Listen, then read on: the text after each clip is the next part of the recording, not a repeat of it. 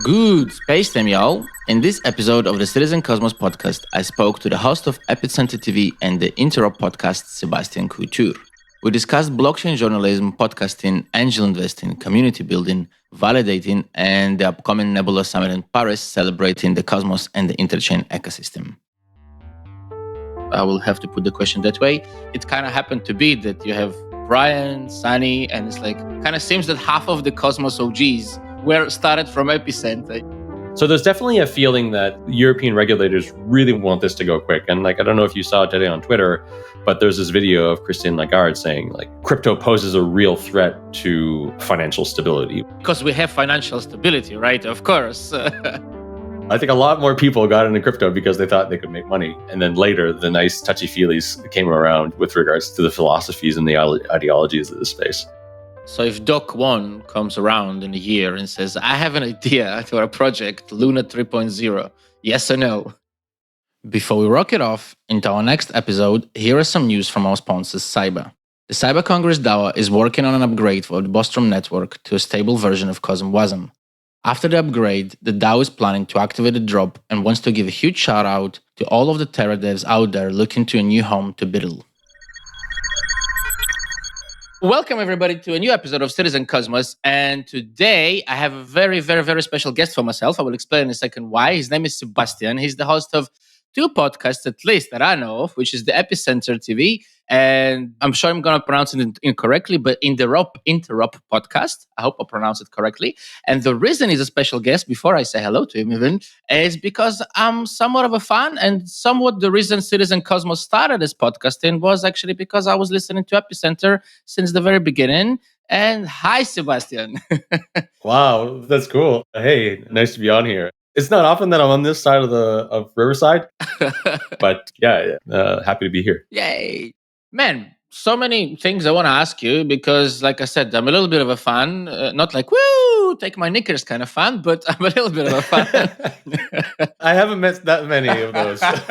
Unfortunately, right? Unfortunately. Would be a good thing, though, right? For podcast hosts, like, hey, but... I don't think a lot of crypto podcast hosts get to take my knickers kind of fans. Oh, man, come on. One day, hopefully, we'll walk into another conference and people go, hey, Cryptocito, hey, Sébastien, hey, Serge. I'm kidding, of course. But, man, I don't know where to start the conversation. Let's start maybe with Epicentr TV, because to me, I mean, I know today, and I like to be a little bit controversial, a bit of a devil's advocate, so I'm going to start from the beginning. Epicentr TV, when it began, it was huge. It was like, oh my God, did you listen to a new episode? If you were into crypto, you had to listen to a new episode if you wanted to understand what's going on. For me, it's still big. I still love it. I still enjoy it. I can't say that I listen to every episode, but I do listen to most of them. And I pick up things from there for myself as a host, for a project, for a lot of things. But in my opinion, it has become smaller. Do you want to comment that out? Do you want to talk a little bit about that? Yeah. This is something that I've come to terms with, and I think like a lot of us hosts have come to terms with. So I co-founded Epicentr with Brian Crane in late 2013, early 2014. And back then, there weren't a lot of crypto podcasts. There was Let's Talk Bitcoin, which is actually the reason why we started Epicentr, because we were in a Let's Talk Bitcoin contest. The real OGs will remember Let's Talk Bitcoin. Nobody else knows who Let's Talk Bitcoin is.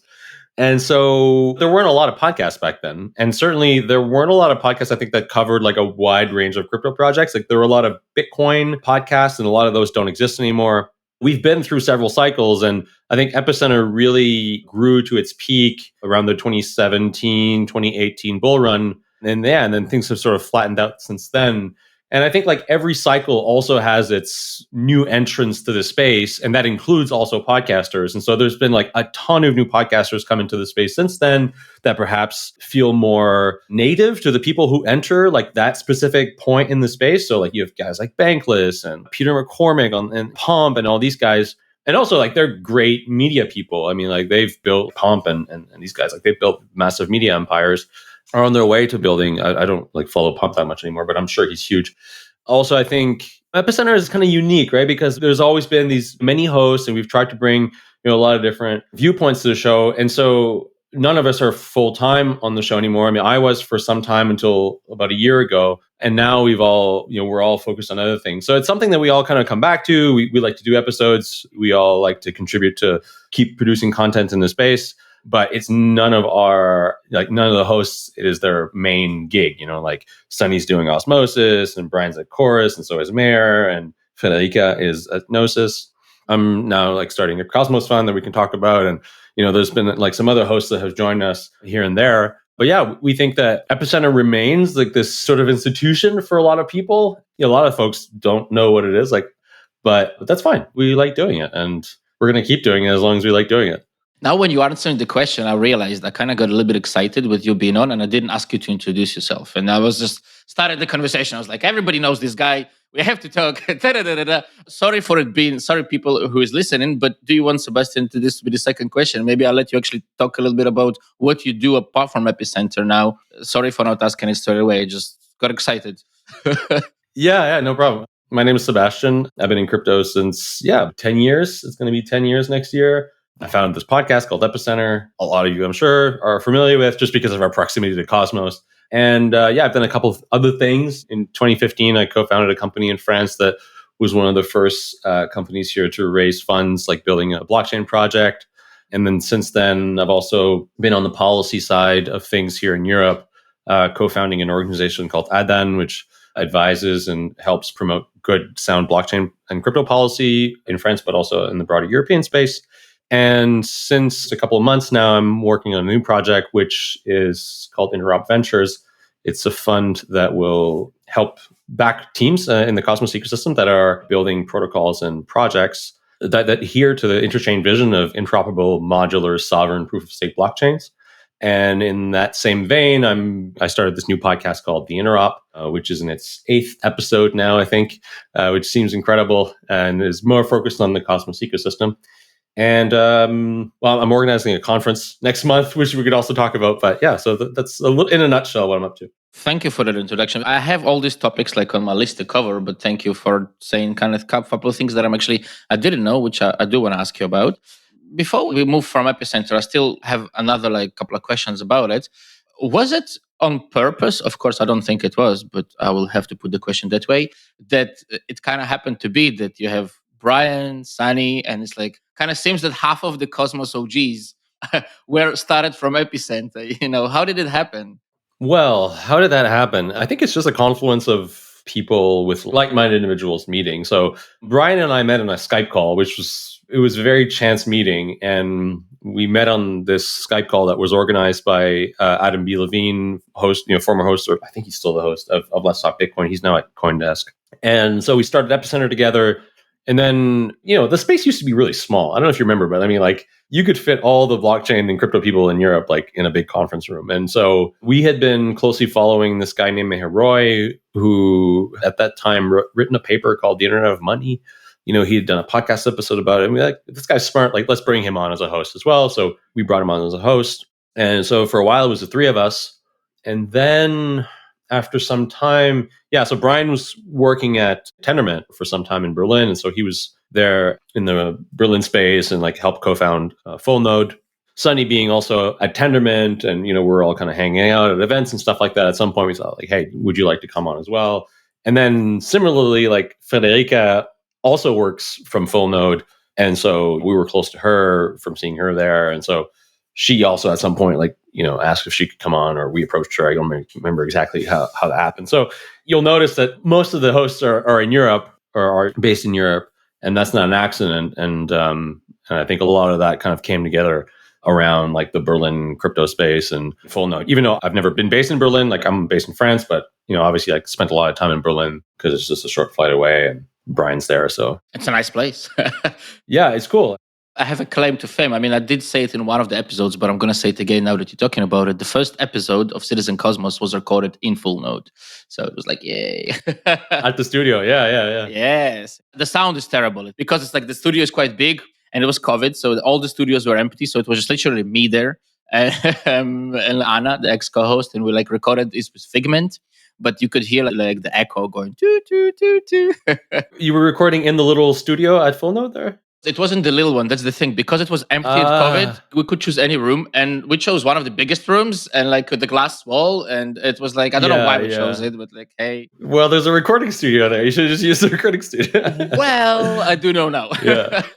Yeah. And actually, kind of fun fact, the Epicentr's audio engineer, Vedran, he set up that studio. Wow. Yeah. So he set up all the gear and like everything. That's like Epicentr's contribution to Full Node. And here is you saying the blockchain world used to be small, right? It's still tiny. Fantastic, fantastic. So, last question about Epicentr, I guess. Considering you just mentioned that all the hosts are kind of going like have projects, what is the future for Epicentr? Are you still planning to run it or as like a side kind of kick or anything else? Yeah, I mean, we all sort of run it together. In the last year, like Federica has taken a more important role on the operations side of things. But yeah, we still all, for the most part, like produce episodes. As long as we all want to do it, and there's like enough of us that want to do it, like we're going to keep doing it. That's good to hear because it does provide a lot of insights. And we do cross a lot of guests, which I like as well, because I don't want to sound big headed, but I like to handpick the guests kind of thing in a sense. I prefer to do that rather than coming to me. But I have noticed that we have a lot of guests in common. Yeah, we're the same. You mentioned France, and you mentioned at the beginning that you're kind of on a policy side of things now. And I don't remember where I read that, but there was something about crypto regulations, policies, France, and I wanted to go into that and to say what exactly it is you do in your opinion and how it's developing in France and so on and so forth.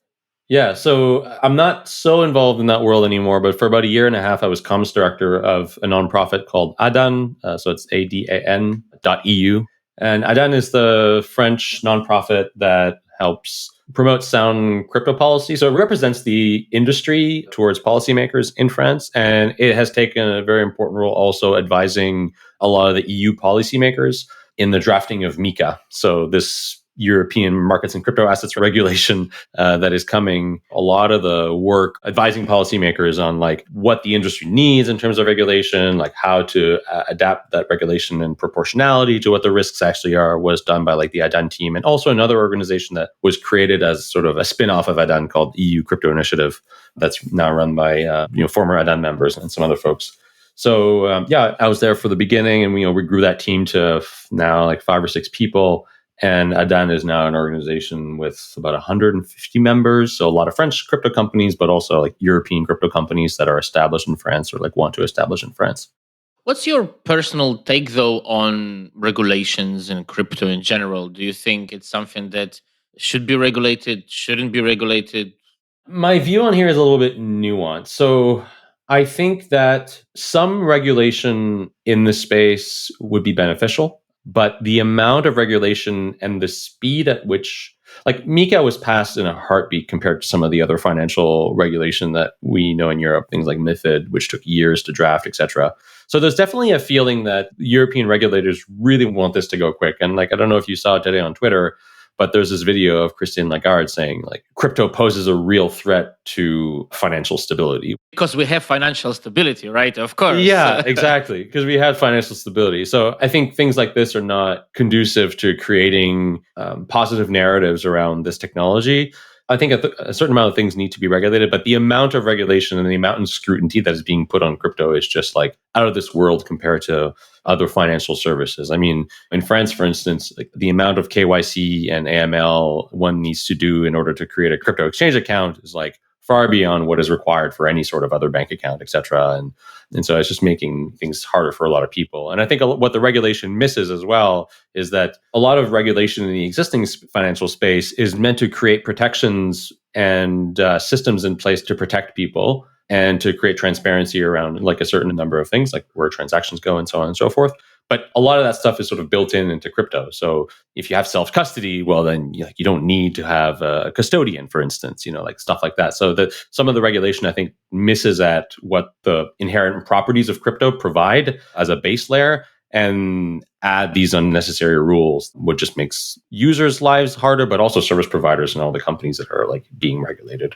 I guess my like biggest question here is in a way exactly what you said, transactions. So if all of us remember like the origins of crypto, and I'm not talking just Bitcoin, I'm talking even before that, right? And one of the main things that you always hear is every transaction should be routed. And with regulation, that kind of puts a big nail into that thing, because if something is regulated, then obviously doesn't matter how it's regulated.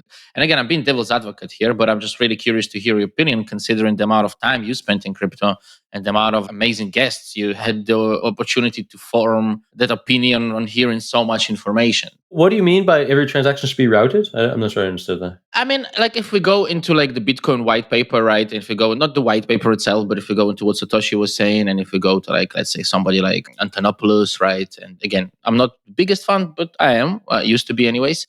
And if we go into some of the cypherpunk stuff, right? What we hear is that one of the most important things for financial freedom is that every transaction should be routed, no matter the purpose. So if somebody sends a transaction from point A to B, it should go from point A to B and not being stopped at point C. You mean that every transaction should go through and be processed by the network? Exactly. It doesn't matter what the purpose of the transaction. But if you put regulation, then obviously it doesn't matter, even if regulation, if it's at the lightest form, we kind of get in the question of, should it really arrive at point B, or should we first like regulate the transaction? Well, yeah, I think that comes back to like even just principles that we would see in the internet and like TCP/IP. TCP/IP doesn't care what goes through the packets. Those considerations are held at higher levels in the stack. And so, with crypto, I don't know that regulators are trying to control what transactions are going through the chain. A lot of the regulation is happening at the edges.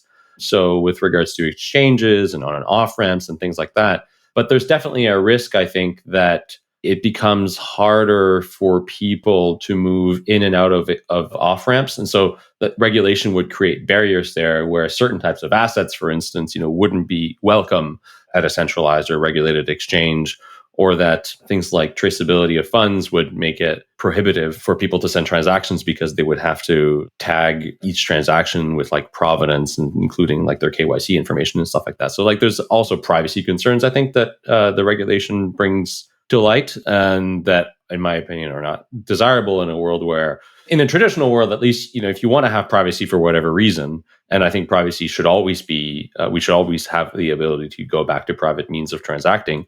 In the traditional world, you always have cash. You can always go back to that means of payment. But as we've moved towards more digital forms of payment, well, what ends up happening is that all of the means of transacting are now, by definition, not private. And what crypto allowed is it allows you to have a form of payment that was anonymous or to whatever flavor you wanted, depending on the crypto you use, right? So if you want to use like a private crypto like Zcash, you can. What a lot of this regulation, I think, and it's not so much the regulation, but I think it's just really like this global sort of a coordinated attempt by the financial sector to have AML and KYC like on every transaction. Well, what we end up seeing is that we're going to be left with, if this goes through and if this agenda goes through, like no more private means of transacting, which would be really devastating, I think. I agree totally. By the way, sorry to go into like different topic here, but how did you end up in France? I don't know if you were born in France, if you want to say the story. How did you end up in France? No, I wasn't. So I was born in Canada. I grew up in the province of New Brunswick, which not a lot of people know, but it's like on the east coast of Canada. And yeah, I lived there till I was 21. And then when I was 21, I decided to study abroad for 6 months. And then I came to France, and 16 years later, I'm still here. And where did crypto happen? How did crypto hit you in those 16 years? Where did it happen? Yeah, so I was working as a web developer, project manager, like after my studies in the north of France, and doing responsive email design and stuff like that. I was always a bit technical. Like I didn't study computer science, but I've been coding for as long as I can remember.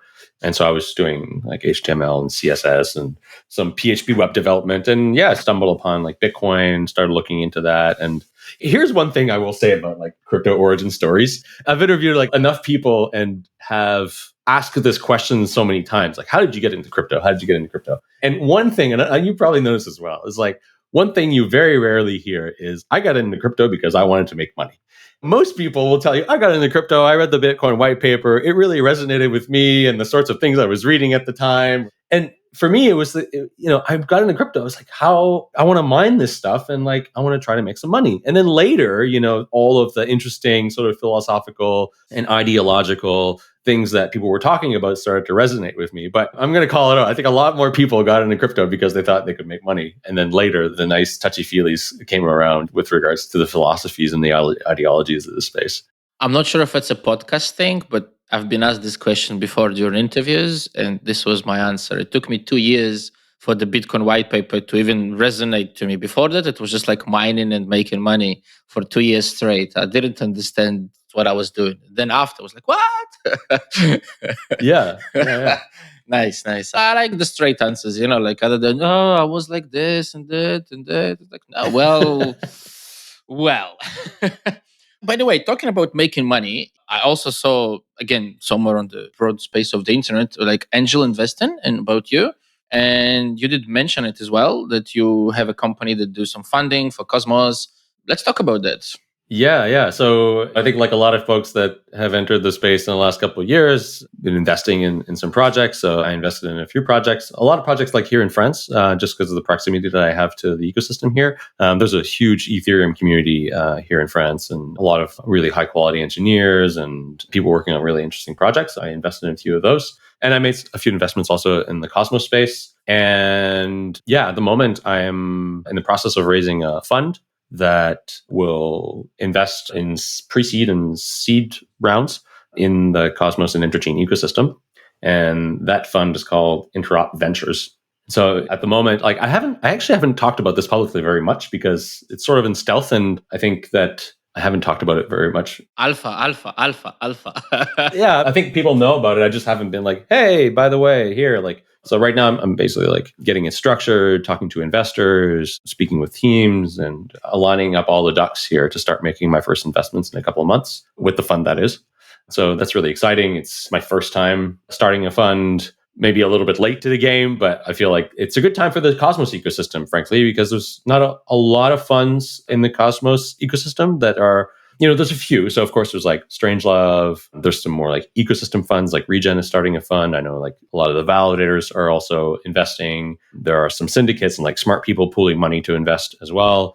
With this fund, my goal is to really back teams that are building like amazing protocols and products and primitives as well, and provide them with the value that I bring is the network that I have and my media expertise. And then on the fund, we'll have also a number of advisors that can provide expertise on other things like tokenomics and operations and some technical things as well. For anyone listening out there, what's your focus at the beginning going to be on? What type of project specifically, if any? Yeah, so I mean, the focus is quite broad within Interchain. And I know Interchain is also becoming a little bit nebulous, right? Because as the Interchain starts to connect with other ecosystems through bridging or through interoperability protocols, that kind of grows. But I think my focus really stems from the Interchain vision. So the focus right from the get-go will be investing in protocols and some DeFi primitives that are coming up in the space right now.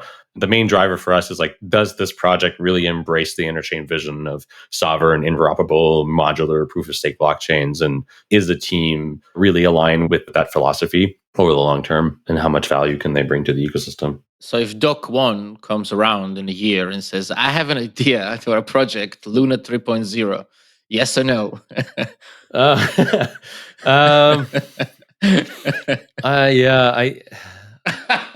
You don't have to answer it. My opinion is not yet formed about that. Let's just put it that way. Come on, okay, let's scrape that question. That was a joke, of course. But what's out of interest? What's your, considering you've been in crypto for a long time, out of what you remember, top of the head, your worst investment?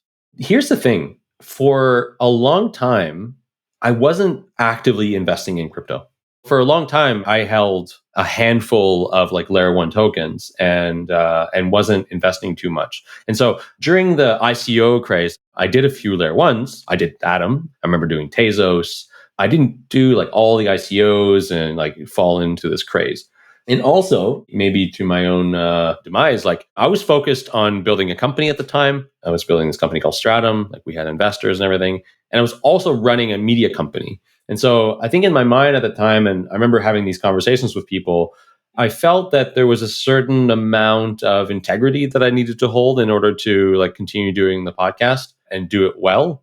And that meant not being all in on all the projects that we had on the show. And then sometimes I joke around and I'm like, what I should do is I should have a spreadsheet with all the episodes we've had on, all the ones that have had tokens, and the price of that token on the day we interviewed them times $100, and just see how much money I could have made had I just invested $100 in all of these books. But I didn't. And I'm happy that I didn't, because a lot of those projects turned out being shit, but also because I think it maybe made me a better podcaster. Now I think I've taken a step back and have a little bit more maturity about all that and realize that like it's possible to invest, but also have like intelligent conversations. And so that's where I'm focusing my time now. It's funny that what you said, we did actually, one of the project managers I had working on before the war in Eastern Europe started, he actually did that a couple of times. He took Ethan's episode from Cosmos, Bucky, I mean, and somebody else's, and he took all the projects he mentioned at the time.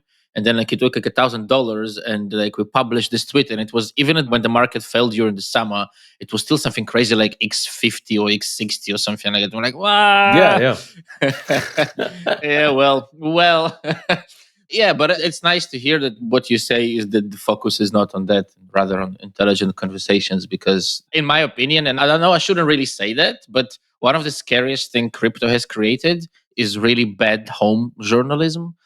And I'm happy to hear that there is more people out there who are focused on creating good media, intellectual based good media, rather than, let's go and buy this token, let's go and sell this token. And that's, I think, what drove me to Epicentr at the beginning. And I'm sure that's what draws a lot of other people for sure. Yeah. And I mean, like I said, like I don't have a financial background. So investing for me, it took time for me to like get used to investing and like understand investing. And it's only in the last 3 to 4 years that I've really become comfortable with investing my own money in projects and being able to like evaluate risks and things like that. And so this passion that I've cultivated sort of like on a personal level is now meeting, this business that I'm starting, which is Interop Ventures. And hopefully I can do this professionally if LPs will give me money. For everybody's listening out there, if you want to give money to Sebastian, and cross fingers. But let's talk a little bit about the Interop. And you mentioned also the word nebulous. And obviously, I know that you're holding a conference now. I know that you're holding it in Paris and not in Bali, as I originally thought. Yeah. For everybody listening out there, it was a funny story when I contacted Sebastian. I thought he was making a conference in Bali, but then he wasn't. It was in Paris. Doesn't matter. Not that funny, I guess. No, I was just in Bali for a couple of weeks, mostly getting engaged. Wait a second. Engaged in something, or engaged as in engaged? No, I got engaged with my girlfriend, who's now my fiance, in Bali. So I don't know what it is, and maybe you can actually tell me, but there was a time last summer when me and my ex-co Anna, we noticed that we had like several guests that came on the show and they would either get engaged or married one after another. So I don't know if you're now starting the trend again for this summer. No, I think it was the bull run of last summer. Lovely. I didn't think about it that way. Lovely. I love that. Yeah, I was seeing that too. I was like, a lot of people are getting engaged, and but we can only make it out to Bali now. So congratulations, anyways. Thank you. Anyways, let's talk a little about the Interop and a little bit about the word you mentioned, nebulous, and obviously the conference as well. Yeah. So the Interop is a podcast that started a couple months ago, and it's all about understanding the decentralized economic networks that make up the Interchain. And my goal here is really to have quite deep and technical conversations with folks in the Interchain ecosystem. So, we've interviewed a couple of folks by now. The website is theinterop.show. For those who are interested, you can also find it on YouTube and SoundCloud and everywhere else. We also live stream it, so it's on YouTube. It's mostly a YouTube channel that I then publish as a podcast, as opposed to Epicentr, which is the opposite. So we did an episode last week with Ishmael Kofi of Celestia. We've done Christopher Goes. We had Pranay Mohan of Nomad and Joe Bowman and Fede of Avmos and Jack Zamplin. And yeah, so la creme de la creme of the Cosmos ecosystem. And so hopefully, we'll keep doing these maybe at a rate of like twice a month or something like that. And yeah, it's a lot of fun. I like it because it's a little different from Epicentr. Like Epicentr has a lot of processes, and it's kind of a big ship that takes a lot of energy, I think, to move in different directions. And with this, I just thought, hey, like, going to record it, live stream, it goes out, no editing, no fancy artwork or anything like that. So I like it. I like it because it's light. I put it out whenever I want to. But the content is also amazing. Like, the conversations that I've been having here have been really helpful in helping sort of frame my thinking around where the space is going and how to look at like projects that are coming in and whether or not they sort of adhere to where like the ecosystem is heading. I'm sorry if I'm wrong here, but are you also Interop? Are there also a validator? It's not a validator, but there's probably going to be a validator. Yeah. So this is something I've been struggling with. Like, and if there's anybody out there who wants to help me set up some validators, I'd love to get some help. I'm a little bit technical, so I was actually installing Go earlier today to like start setting up a validator for Evmos. But yeah, if there's anyone out there that has like real hard technical expertise and wants to help me set up some validators, I'd love to chat, because the Interop podcast and Interop Ventures deserves its own validator. You know what? I'm not going to take credit for this, but I will take a little bit. A lot of people who came on the podcast, including, for example, Cryptocurrencies, including a lot of other people that did go through here first. And I was like, guys, of course, start your own validators. You're ecosystem developers. You're building the whole community. So I would love it to see if in a month's time you also start some validators. So you run your own validators. I think you were one of the first podcasters in space to do that. Well, I don't want to say we were the first or whatever, but the way that Citizen Cosmos is built is, I like the word ecosystem development. I like that we go to the networks that we can support. We give them the instruments we have, which is the podcast, the hackathons, social media, blah, blah, blah, blah, blah. And then we say, well, we also run validators. So if you like what we do, we don't want to work with contracts. Please support us by delegating to us. And that's kind of the model. Oh, that's really good. I once talked to a lawyer who also had a similar model. So instead of billing you for counsel, he would ask you to delegate to his validator, which I thought was really cool. That's really cool. I like that. So I want to ask you questions about this. So do you run it yourself? You're like a one-man team, or do you have other people helping you do the validation? No.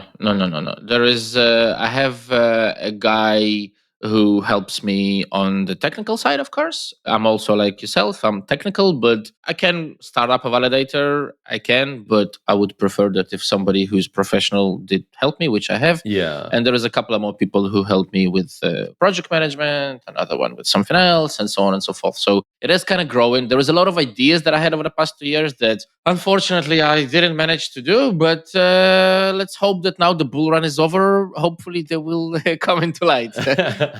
I think I'm sort of similar to you. You know, I can spin up a validator, like I've done it before, and like that's not the issue. It's more like running it in production is like another thing. So like I can write the script to do the thing and like launch it and whatever, and like running it in production, I think is a whole other ball game. I like what's his name, Jacob of Notional DAO. Yeah. I like the fact that he's got his like just running from his office. And I was thinking, maybe I should do that too. Just like buy up the hardware and run it at home. This is the thing, like we only support 3 networks, and one of them we also support from home. We also have like the infrastructure home for it. And to be honest, I would love to one day to say that all of my infrastructure is distributed in places where I have access to. And like it's all like not home, but like, you know what I mean? Like run from places which are my infrastructure, my internet, my electricity. One day, hopefully that will happen, maybe in years' time. But yeah. Yeah, well, maybe we need to talk about this off air, because like this is something I really want to get set up. Let's do it. But Nebulous, man, let's talk the event you're doing, which is Cosmos-based event. Let's talk about that. Yeah, I'm so excited about this event. So it's called Nebular Summit, and the website is nebular.paris. And so this is a conference that is all about celebrating the Cosmos ecosystem. And so we're going to be having talks and panels and even technical workshops. And so there's going to be like a ton of developers and researchers and entrepreneurs there, and they'll be discussing all of the challenges that are facing the Interchain, and also thinking about the future and where the ecosystem is going. Just before we started this, I was getting ready to push the schedule online. So I'm sure by the time you release this, the schedule will be online. But anyway, the list of speakers is there. So we've got about 40 speakers. I'm not going to list them all, but Sunny Agrawal and Julien Boutelu and Adrian Brink of Anoma. And we have people from Juno and Stakefish and Nomad and Fede from Evmos and Zaki. And yeah, so just a good bunch of folks are going to be there. It's a full day conference. Tickets are 35 euros. It's like just enough to keep the spam out. And yeah, it's like a really cool venue also. It's happening at this place called La Caserne, which means fire station in French. And it's Paris's oldest fire station. And so it's this beautiful building with a massive courtyard, and there's a rooftop terrace. And it's kind of like this fashion incubator. They've got some rooms there for events. So the venue's super cool. It's like right in the center of the 10th arrondissement, so very central. So yeah, if you're in Paris for HCC, or if you're in Europe, or just like if you want to come over, please get your tickets because they're going fast. While you were saying that, I was just thinking I would love to see the first conference that starts to accept the tickets, the old UST. That would be fantastic. It's like burning fiat. Yeah. Yeah, no, we only accept euros for this one. Like, I think it's going to go amazing, and I think next year will be even bigger. I'm already thinking of next year. We haven't had the first one yet. I'm already thinking of next year. So I think next year we'll probably do something over like 2 days and have it be like even bigger. And but there is one thing. If there's anybody out there who can help me with this, I'd love to do a proof of attendance NFT for this year's edition. And if anybody can help me do that, reach out to me on Twitter or anywhere. Yeah. I think I can put you in contact with a couple of the guys who did this in 2017 as early or 18. And it was like a conference run by Smart Contract. If you want, I can put you in touch with them after this. Of course, if anybody is out there and wants to help Sebastian, please do. But I will also put you in touch with a guy who might be able to help you on this. We'll do it after the podcast. Well, thank you. That's cool. Yeah. I mean, I'm conscious that there's only a month left here, but maybe we can make it happen. I do want to mention this because they're making this possible. Our sponsors for this conference, and that is the Evmos Community Pool sponsored the conference, and also Anoma and Club. So shout out to those guys for helping us fund it. By the way, and you also wearing a Cosmoverse t-shirt. Yay. Are you going to Cosmoverse this year? Yeah, I think so. Yeah. Okay. Awesome. What's your plans? Are you going there as Sebastian, or are you going there as Interop? I'm always everywhere as Sebastian. It's like changing the hats, ching, ching, ching. Do you have plans for the conference, for Cosmoverse? I'm not sure if I'm going to go for like Cosmoverse plus DevCon, because that means like staying in Colombia for 3 weeks. But yeah, I don't know. Maybe. Doesn't sound like a bad thing to me. Yeah, but I like to be home. But also the other thing is Biddle. Are you going to Biddle in Asia? Unfortunately, I am stuck on an island in an Atlantic Ocean for the past year and a half. It doesn't sound like a bad thing, but because I'm waiting for my residency here, I cannot leave. I know where you are. I'm on Madeira. Oh, okay. It's a lovely place. Lovely place. Not a secret. Not a secret. I'm not a secret. I'm on Madeira, but I'm stuck here till I get in Portugal till I get all my paperwork sorted. Unfortunately, the bureaucratic hustle touches all corners of the world. So, because you're what? Of which origin? Oh wow, that is a question for that will take 10 minutes to explain. But I was born in Eastern Europe, in the USSR, in Crimea. Okay, well, okay, yeah. That doesn't relate to my story, so it's a crazy story. But yeah, I think I'm gonna have to bite the bullet and go to this one too, this Biddle conference. It will be lovely. There's a few big conferences that are arising everywhere, and they're getting better. I mean, because I remember the conferences from 2017, and that was bad. And some of them were good, some were bad, but now you have a lot more interesting things, in my opinion, on conferences. Yeah, I think it'll be good. Like I've heard good things about the one that Erica put on. I guess it was in 2017. So I'm planning a stream with her actually, and to see what she will tell about the conference and all those things. So hopefully, for everybody who's listening out there, watch out for that stream. It will come in July, hopefully. Shout out to Erica. Yes, big shout out to Erica. Sebastian, question before I'm gonna wrap it up. Kind of resume question, and I do have one more, but first the traditional one.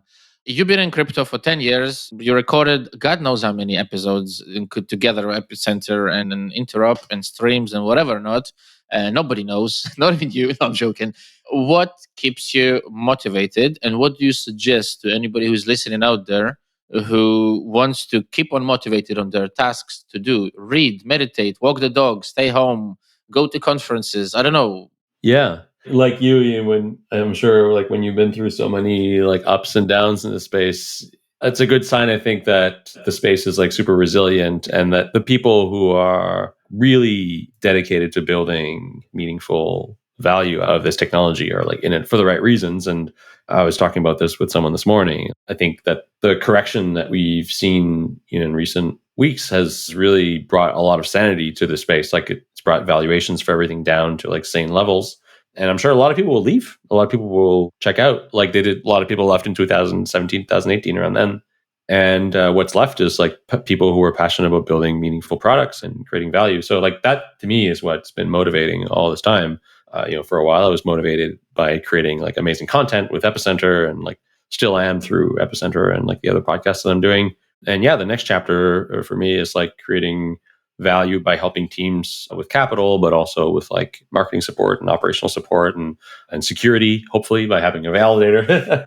And so, yeah, that's what keeps me motivated. It's also, I think, helpful to take some time off once in a while. And I do like to take some time off and like really disconnect for several weeks. That's what I did a couple of weeks ago when I was in Bali, and it felt great. And like now I feel recharged and, have a new outlook and sort of mindset about where I'm going. So I would encourage people to also do that. Turn off Twitter once in a while too. I go in and out of Twitter, but right now I'm in one of those like in between phases. That is a good answer. Like switching off, I think is very important. And I'm planning something like this next month. So I'm like, yeah, I'm waiting. I'm already counting days. I'm already started. You could see things on my wall, like in a prison, 1, 2, 3. No, I'm joking. Sébastien, anything else that I haven't asked you that you would like to mention? Yeah, I mean, anybody who's interested in building some cool stuff and any way that I can help, please reach out, whether that's, having a chat on the podcast or potentially talking about having an investment from Interop or setting up a validator. I'm in the initial phases of building this business. And so I'm learning about it, but I'm also like looking for cool and interesting people to collaborate with. Guys, all the links that Sébastien mentioned obviously will be attached to the description. So please find Sébastien, reach out to him on whatever topics you do connected, whatever he said. What I did remember what it was. So we're looking for volunteers for Nebular Summit. So if anybody is in Paris and wants to come to the conference and get a free ticket, please reach out to me on Twitter or on the website. There's a contact form on the website. From my side, by the way, from our side, from Citizen Cosmos side, please give us info about that. We can also like help you spread some info about Nebular on our social media for sure. We always like to do that. Sébastien, thank you very, very, very much for coming on. It's been a great pleasure. Thank you. It's been really fun. I don't do this often, but this has been one of the funnest podcasts I've done so far. Yay! Thank you. Thanks a lot. Thanks, everybody.